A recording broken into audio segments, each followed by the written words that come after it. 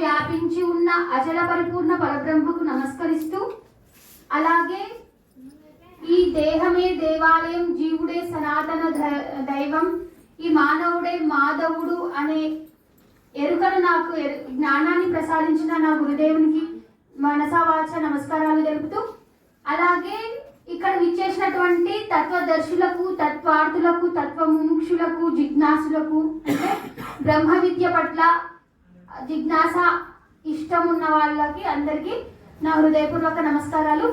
ఈ పూజా కార్యక్రమాన్ని తనకు తోచిన విధంగా దిగ్విజయంగా నిర్వహించిన పరమ గురువులైనటువంటి సుదర్శన ఆచార్యుల వారి కూతుర్లకి వాళ్ళకు కూడా నమస్కారాలు. అయితే మనం ముందుగా ఏం చెప్పుకుందామంటే, ఆయన ఒకప్పుడు వ్యక్తమైంది మొన్నటి వరకు, లాస్ట్ సంవత్సరం వరకు, మొన్న సంవత్సరం వరకు మనకు వ్యక్తమై శరీర ఉపాధితోటి మనకు కనిపించిండు. ఇప్పుడు అవ్యక్తంలోకి వెళ్ళిపోయిండు. ఆయన ఎక్కడ వెళ్ళిపోయాడు? ఇప్పటివరకు ఆమె ఏడ్చింది. ఆయన ఎక్కడ వెళ్ళాడు తెలుసుకున్న వాళ్ళకి జ్ఞానం తెలుసుకోని వాళ్ళు మరణిస్తారు, జ్ఞానం తెలుసుకొని ఎప్పటికీ జీవిస్తారు, ఏడవద్దు.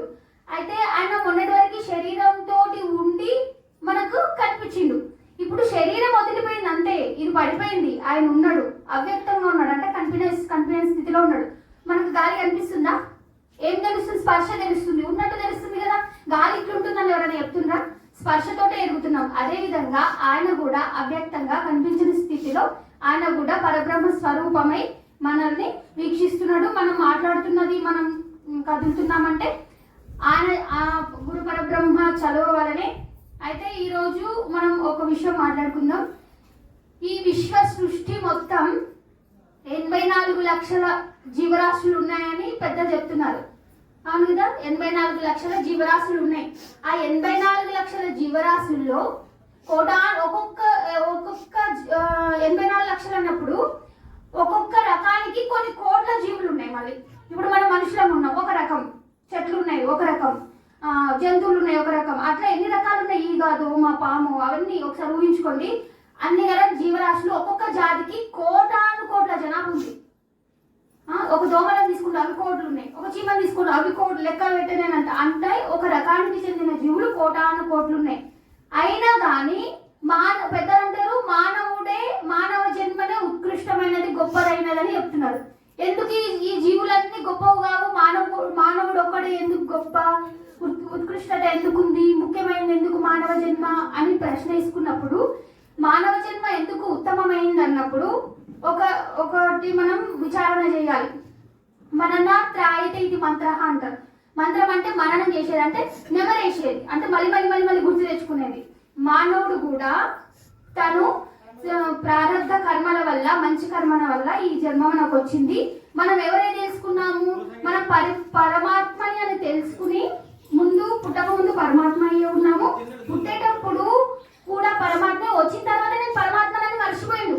వచ్చేటప్పుడు ఎట్లుండాలంటే నేను పరమాత్మని, మాధవుడిని నేను మాధవుడిని కాదు, మాధవుడిని అని మననం చేసుకుంటూ ఉండే స్థితిలో ఉండాలి. కానీ మర్చిపోయి మానవుడిగా, అంటే ఒక జంతు ప్రవృత్తితోటి బ్రతుకుతున్నాం.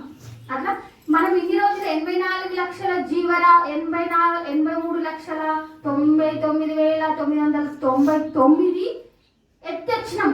అన్ని కడుపులలో ఉట్టి పెరిగి అన్ని జీవులు అయి పుట్టొచ్చి లాస్ట్కి మనం ఈ జన్మకు వచ్చినామని మనకు పెద్దలు చెప్తున్నారు. ఈ జన్మకు వచ్చినప్పుడు ఎందుకు వచ్చినామంటే మానవుడికి మనం పుట్టినప్పుడు మనకు ఒకటి ఇక్కడ మెత్త ఉంటుంది. అమ్మ ఏం చేస్తుంది? నూనెసి మెత్త రాస్తా ఉంటుంది, బ్రహ్మరంధ్రం అంటారు. ఏ జీవికైనా పుట్టేటప్పుడు మీకు చూసుంటారు, బర్రెకి కానీ, ఆవుకి కానీ, మేకకు కానీ పుట్టినప్పుడు దానికి మెత్త ఉంటుందా? దేనికన్నా చూసిరా మీరు? ఉండదు. మనిషికే ఈడ ఓపెన్ అయి ఉంటుంది. అంటే పిండ దశలో ఉన్నప్పుడు, కడుపులో ఉన్నప్పుడు, ఆ పుట్టుక స్టార్ట్ అయినప్పుడు, ఆ ఆకారం స్టార్ట్ అయినప్పుడు, ఆ విశ్వశక్తి అనేది, ఆ బ్రహ్మాండం యొక్క శక్తి అనేది ఈ బ్రహ్మరంధ్రం నుంచి వ్యాపించి ఊర్ధ్వముఖంగా మన వెన్నెముక నిటారుగా ఉంటుంది. అదే జంతువులకు ఉండదు. ఎందుకంటే ఆ జంతువులకి వెన్నెముక అనేది అడ్డంగా ఉంటుంది. అడ్డంగా ఉండడం వల్ల ఎప్పుడైనా జ్ఞానము ఊర్ధ్వముఖంగా ప్రయాణిస్తుంది. ఇప్పుడు మనం దీపాన్ని జ్ఞానంగా చూసుకుంటాం.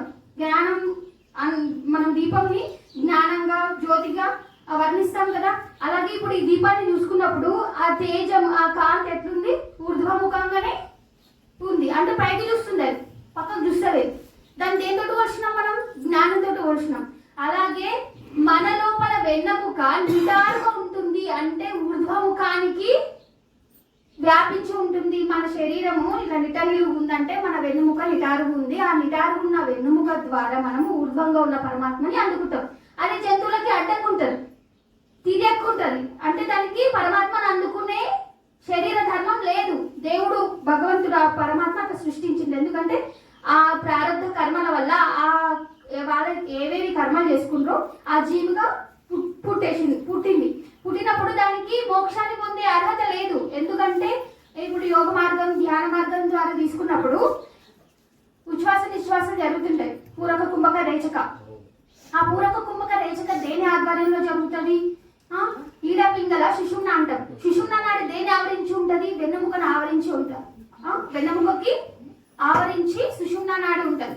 మనం ఉచ్ఛ్వాస నిశ్వాస ద్వారా మనం శ్వాస తీసుకొని వెన్నెముక ద్వారా జ్ఞానం ఊర్ధ్వముఖంగా ప్రయాణిస్తుంది. కాబట్టి మనం బ్రహ్మంతో ఐక్యమవుతాం. అదే జంతువులు కావు, వాటికి అడ్డంగా ఉంటుంది. కానీ వాటికి విచక్షణ బుద్ధి అనేది పరిపక్వం చెందలేదు. మానవుడికి సుషుమ్న నాడి వెన్నెముకను ఆవరించి ఊర్ధ్వముఖం ఉంటుంది. కాబట్టి మానవులకి జ్ఞానం ఉంటుంది, విచక్షణ ఆలోచించే బుద్ధి ఉంటుంది. జంతువులకి విచక్షణ ఉండదు. అవి ఏమి చేస్తాయి? ఏమేమి చేస్తాయి జంతువులు? ఆహార భయమైతున్న నిద్ర చేస్తాయి. ఆహారం నిద్ర, దానికి ఇష్టం వచ్చినప్పుడు ఆగలిగినప్పుడు తింటుంది, పంటది, లేస్తుంది, పెరుగుతుంది. దానికి కామ కోరికలు పుట్టినప్పుడు సంతానోత్పత్తి తీసుకుంటుంది. లాస్ట్కి ప్రారంభం తీరిన తర్వాత చచ్చిపోతుంది. అలాగే మన మనుషులై పుట్టినప్పుడు మనం వచ్చినప్పుడు మనకు కూడా ఆహార భయమైతున్న నిద్ర అనేవి ఉంటాయి. మనం కూడా తింటున్నాం, మనం కూడా పెరుగుతున్నాం, మనం కూడా సంతానోత్పత్తి చేస్తున్నాం. మనకు కూడా ఒకప్పుడు ప్రారంభ కర్మ వశాత్ మనం కూడా శరీరాన్ని వదిలేస్తున్నాం. మరి వాటి లక్షణాలే ఇప్పుడు మనకు కూడా ఉంటే మనం కూడా మానవ రూపంలో ఉన్న జంతువులమే కదా. మరి మనం మనుషులాగా ఎందుకు వచ్చినామంటే మనల్ని మనం తెలుసుకోనికి. అంటే నా లోపల నన్ను మాట్లాడిస్తుంది ఏంటి? విచక్షణ అని చెప్పిన కదా, బుద్ధి పరిపక్వత అన్న కదా.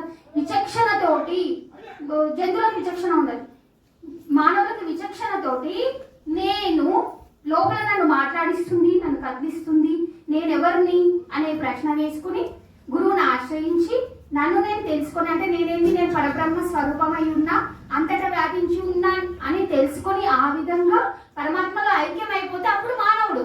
లేకపోతే మానవ రూపంలో ఉన్న 83,99,999 జీవరాశుల లక్షణాలన్నీ ఉన్నట్టు అన్ని జంతువుల లక్షణాలన్నీ జ్ఞానం తెలుసుకోకపోతే అట్లనే ఉన్నట్టు అట్లనే చేస్తారు. మరి ఇప్పుడు జ్ఞానం తెలియని ఎట్లుంటారు?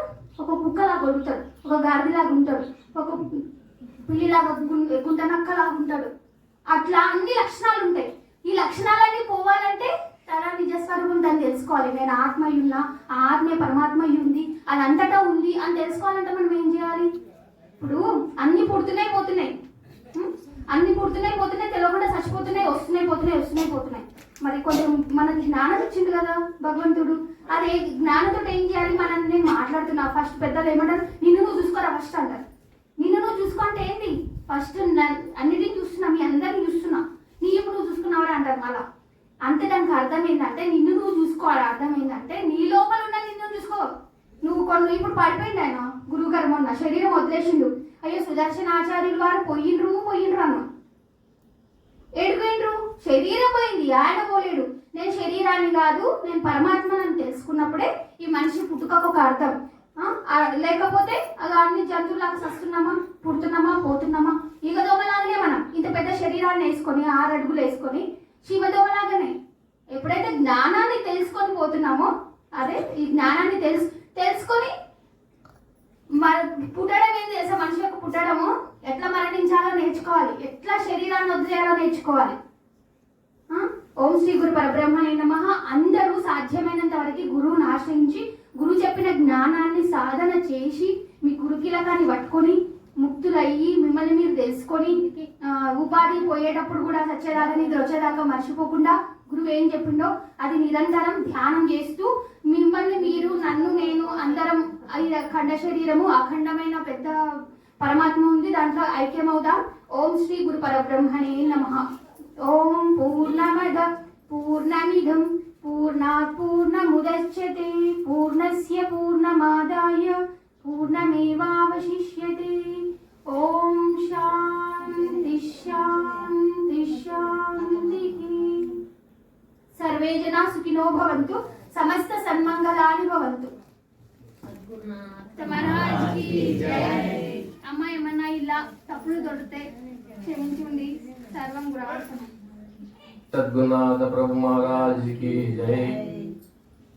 పెద్దలు వేదిక మీద ఉన్నటువంటి మాతృమూర్తి అయిన గాయత్రీదేవి అమ్మగారికి, మరి పెద్దలు ఆయన నాయన గారికి, మీరు కూడా పెద్దలు వేదిక మీద వాళ్ళకి, ఇక్కడ ఉన్నటువంటి భక్తాదులందరికీ, మాతృమూర్తులందరికీ, మరి మీ అందరికీ ఈరోజు ఆయన 2వ వార్షికోత్సవం 1వ వార్షిక కార్యక్రమం జరుపుకున్నందుకు వీళ్ళు కూడా పుత్రులు పుట్టిరు కానీ వాళ్ళు ఉండి లేని వాళ్ళే. ఎందుకనంటే పుట్టలోని చదువులు పుట్టదా గిట్టదా విశ్వదా విరామ వినరవేమా అన్నట్టుగా వాళ్ళు ఆ విధంగా ఉన్నారు. కాబట్టి ఈ మాతృమూర్తులైన వీళ్ళు ఇంత పెద్ద కార్యక్రమాన్ని వాళ్ళ నాయన గారికి చేసేదంటే ఆయన గురుకృపనేది. కాబట్టి నేను ఆయన దగ్గరనే నేను ఈ పూజ విధానం కూడా ఆయన వల్లనే నేను నేర్చుకొని, నేను ఎక్కడెక్కడ తిరిగినాను పూజ విధానంలో నేను నోటికి వచ్చేటట్టుగా నేర్చుకున్నాను. మరి మా అయ్యగారి వల్ల ఆనందరెడ్డి అయ్యగారికి యాజయ్యాను కాబట్టి వారికి కూడా ధన్యవాదాలు తెలుసు. వారికి నమస్కరిస్తూ అమ్మవారికి నమస్కారం. సద్గురునాథ మహారాజ్ కి జై.